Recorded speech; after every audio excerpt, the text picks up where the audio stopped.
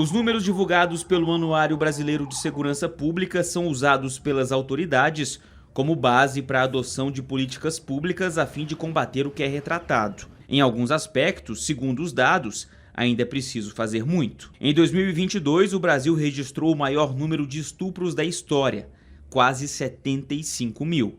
Crescimento de 8,2% em relação ao ano anterior. Foram 205 estupros por dia. De cada 10 vítimas, 8 são menores de idade. Os crimes sexuais contra crianças e adolescentes saltaram 15%. Das 50 cidades mais violentas, 25 ficam no Nordeste. As mortes violentas registraram uma queda de 2,4%. Apesar da redução, os números continuam chocantes. Foram 47.508 vítimas de crimes como homicídio e latrocínio. A taxa de mortalidade ficou em 23,4 por 100 mil habitantes. As regiões Sul e Centro-Oeste puxaram o índice para cima. Já a maior queda foi no Nordeste. Ainda assim, as 5 cidades mais violentas estão na região: Jequié, Santo Antônio de Jesus, Simões Filho e Camaçari, na Bahia, e Cabo de Santo Agostinho, em Pernambuco. A população carcerária bateu novo recorde. Passou de 830 mil pessoas. A cada 4 presos, 1 estava à espera de julgamento no ano passado. Os crimes envolvendo preconceito de raça ou cor cresceram 67% no ano passado. Foram quase 2.500 ocorrências. Os casos de homofobia ou transfobia subiram 54%. O anuário revela ainda a disparada no número de estelionatos no Brasil. Foram 208 golpes por hora. No caso de fraude eletrônica, o aumento foi de 65%. A gente observa que há uma espécie de migração, né, entre roubos e furtos, que diminuíram, para um aumento significativo de estelionatos e outras modalidades de crimes de patrimônio. 1.437 mulheres foram vítimas de feminicídio no ano passado, 6% a mais que em 2021. A maioria era negra. 7 em cada 10 foram mortas dentro de casa e tinham entre 18 e 24 anos. Esse levantamento sobre a segurança pública no país considera as ocorrências registradas. Como nem todos os casos são levados às autoridades, muitos desses números, na realidade, são ainda maiores. 1, 2, 3, inúmeros cães soltos nas vias. Uma situação cada vez mais corriqueira que tem preocupado autoridades de Dourados, a segunda maior cidade do estado de Mato Grosso do Sul. Animais perambulando, não apenas gatos ou cachorros, mas também os de grande porte, como o cavalo que foi atropelado por um motociclista. O homem acabou morrendo após a colisão. Ao flagrar um caso de abandono de animais, a denúncia deve ser feita imediatamente ao órgão responsável, seja a Polícia Militar Ambiental, no caso de animais silvestres, Guarda Municipal Ambiental ou também a equipe do Centro de Controle de Zoonoses, conforme explica a coordenadora da instituição. Nem uma solicitação chegou nos nossos canais oficiais, nem antes do acidente, nem após do acidente. Em relação aos demais, todo animal, seja de porte grande ou pequeno, um gato, né, um cachorro que esteja solto em via pública, colocando em risco a saúde da população, né, a gente pode estar fazendo essa recolha dentro do canal oficial do CCZ, o telefone, né, e a gente mantém ele aqui no CCZ por 5 dias úteis para que o proprietário ele tenha o direito de vir recorrer, de solicitar, retomar a posse desse animal. Você pode estar ligando e fazendo essa solicitação. Nós temos um veterinário de plantão que vai estar orientando e analisando, averiguando a situação. É um caso de recolha? É cabível de recolha enquanto CCZ? Né? E essa orientação a população vai ter à disposição desse veterinário. Agora, o tutor ele precisa ter consciência de que caso algum animal seja causador de algum acidente por estar solto em alguma via pública, ele será responsabilizado tanto criminalmente quanto administrativamente. É o que explica este advogado. Em caso de acidente grave, o tutor do animal responderá pelo ocorrido, mesmo que não tenha ainda em Dourados uma delegacia especializada neste tipo de crime. Poderá ser enquadrado na forma culposa, né, se for um acidente, né, e mesmo sendo acidente, ele pode ser enquadrado na forma dolosa, né, por quando o indivíduo assume, embora não tenha a intenção, assume o risco de que deixando o animal à solta, deixando o animal ou abandonando o animal, isso poderá acontecer e a consequência poderá ser desastrosa, como nós já tivemos casos assim. Para denúncias de animais soltos em via pública, basta ligar no telefone 67 99960 9028. Este número é o WhatsApp, mas após as 5 horas da tarde funciona apenas para ligações, inclusive finais de semana e feriados. O contato na Polícia Militar Ambiental é o 67 3428 0384 e o da Guarda Municipal Ambiental é o 67 3421 1519.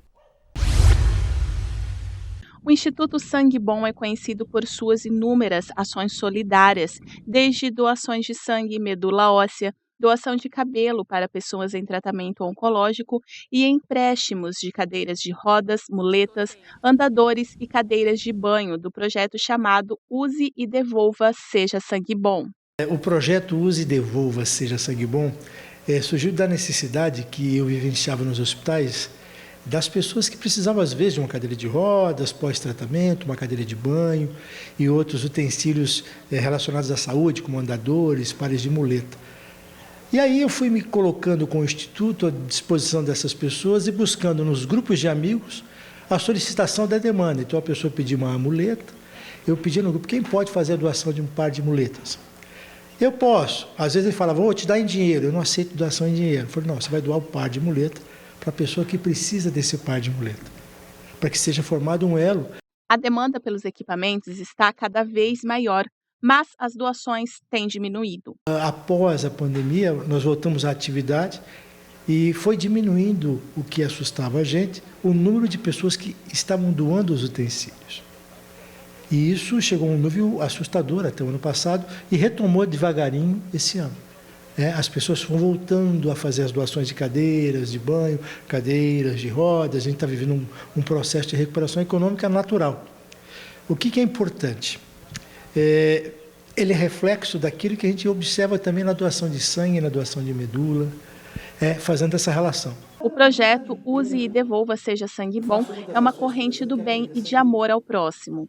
Uma corrente é formada por elos. Como eu disse, tem o doador e tem o receptor. O Instituto promove o contato entre o doador e o receptor, forma-se um elo. Depois que esse receptor não precisa mais, ele devolve essa cadeira para quem doou, para que outra pessoa possa utilizá-la. Isso não quer dizer que o elo anterior seja desfeito. O que vai acontecer é a formação de um novo elo, porque quem recebeu sabe que existe o projeto e indica o projeto e se sensibiliza com ele. E quem recebe quer praticar o bem da mesma forma. Então vão se formando esses elos, formando uma grande corrente do bem, uma corrente de solidariedade, uma corrente de empatia, que eu chamo de família Sangue Bom. Para doar, basta entrar em contato com o Instituto. O Instituto Sangue Bom tem uma parceria com a APAI, que faz a recuperação das cadeiras de rodas. A gente aproveita esse espaço para pedir às pessoas que, se puderem de alguma forma entrar em contato com o Instituto. Eu tenho uma aqui que está um pouco quebrada, eu posso doar? Pode. Nós temos uma parceria com a APAI e a APAI faz a recuperação dessas cadeiras, né, e a gente coloca de novo para empréstimo, né? E assim aumentando esses elos da corrente, visando formar uma gigante corrente do bem chamada Sangue Bom. Um dos pontos turísticos mais visitados de Campo Grande, o Mercadão Municipal é um dos contemplados pelo Projeto de Eficiência Energética, uma parceria entre Governo do Estado e Energisa, que consiste na instalação de novos condicionadores de ar e na implementação de um sistema fotovoltaico para geração de energia elétrica.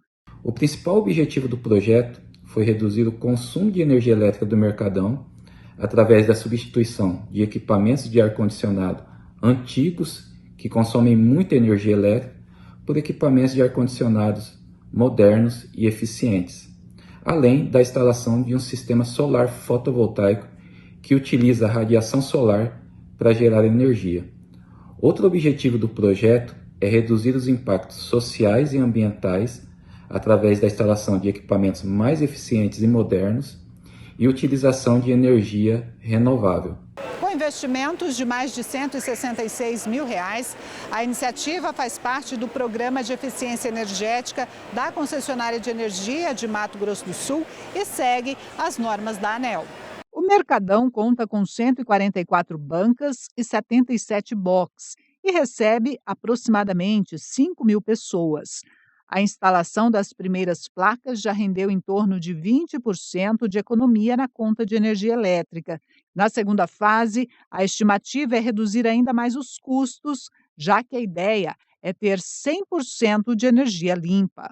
O primeiro projeto ele fez um aporte aí para poder conseguir abater em valores, né, praticamente 20% do que a gente usa de energia pela associação no mercado municipal. Esse primeiro projeto ele foi um start que foi, de uma certa forma, agraciado por parte da Energisa, né, a nossa associação. E isso foi um motivo serviu de motivação para que nós pudéssemos empreender e praticamente fazer um segundo projeto para tentar totalizar a nossa necessidade de suprir esse uso dessa energia, né? Então hoje praticamente a gente tem aproximadamente 100% da nossa energia produzida pelo projeto de eficiência energética. E hoje a gente tem a consciência de que isso tem um impacto não só na demanda de recursos do mercado, como também na questão ambiental, né? Em 2020, cerca de 380 mil partos no Brasil foram de mães com até 19 anos de idade, o que corresponde a 14% de todos os nascimentos no país. Mas qual é a razão desse número tão expressivo nessa faixa etária? Desinformação mesmo. Às vezes a mulher ela não tem um médico que acompanha, não faz um exame periódico e ela vai em busca daquilo que é uma informação de uma colega, de uma amiga.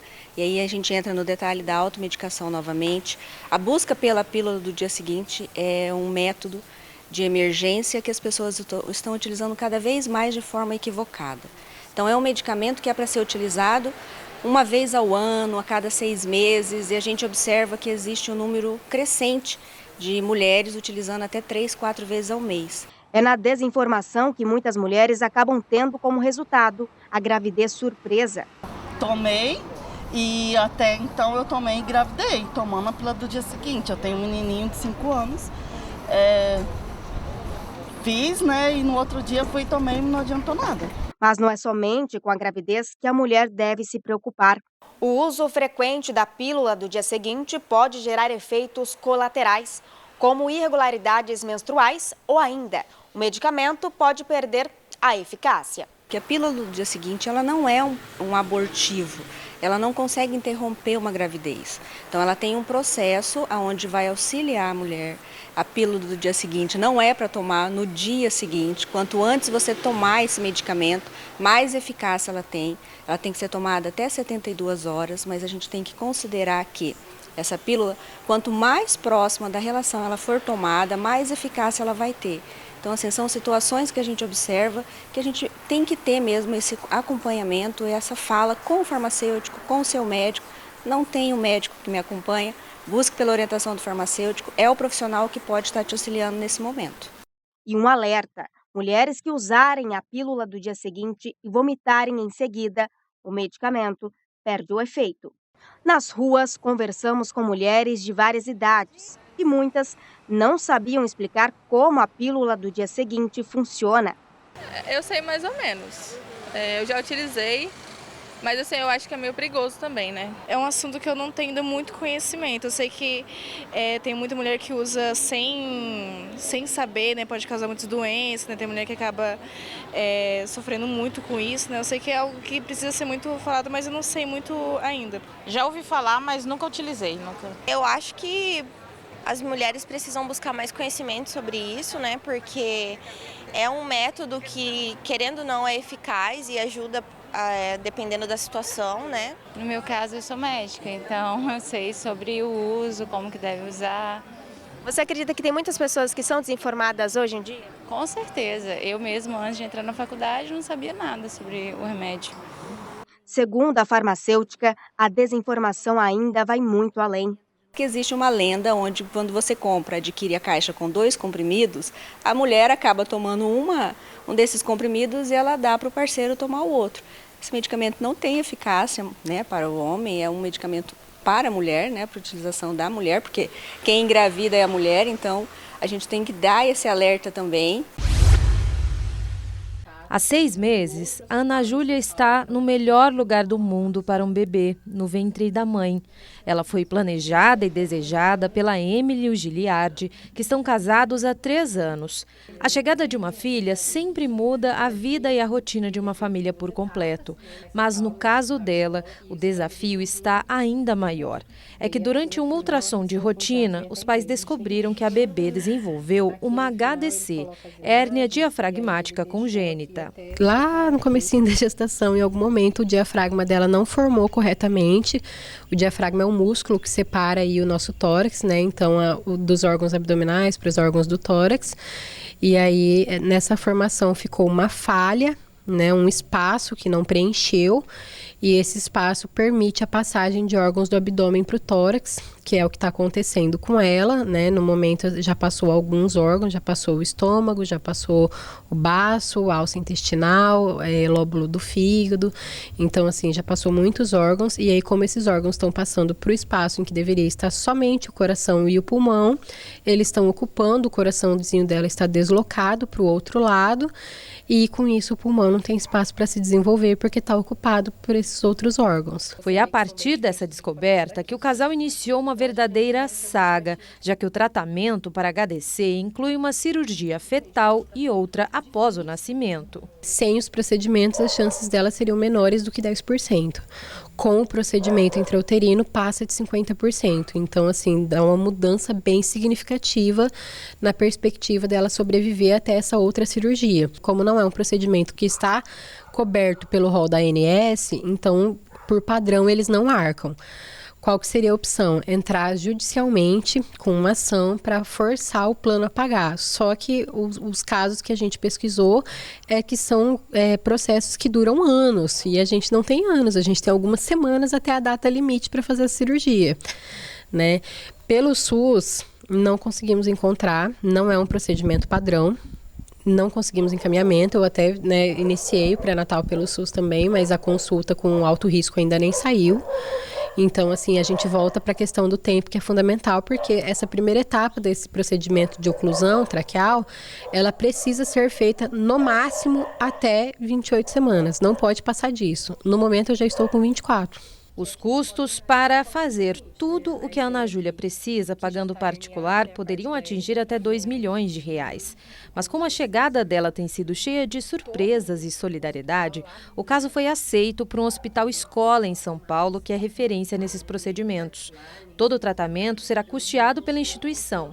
E agora o desafio da família é angariar fundos para pagar a estadia da Emily e do Giliardi na capital paulista, que tem data para começar em agosto e previsão de término só quando a Ana Júlia tiver alta. Eles pedem para que permaneça em São Paulo, porque como o risco de parto prematuro aumenta muito, se a bebê nascer e não tiver uma equipe de cirurgia fetal capacitada ali para fazer a intervenção, ela provavelmente vai a óbito. Seria uma questão de repouso absoluta, ela não poderia estar fazendo basicamente nada, então seria de extrema importância, fundamental eu estar lá para acompanhar, para dar esse suporte. É uma situação, vamos dizer, uma situação emergencial, porque a gente precisa permanecer em São Paulo aí no mínimo 6 meses, e nossos empregos ficam em Dourados, então ficam em 1.200 quilômetros de distância.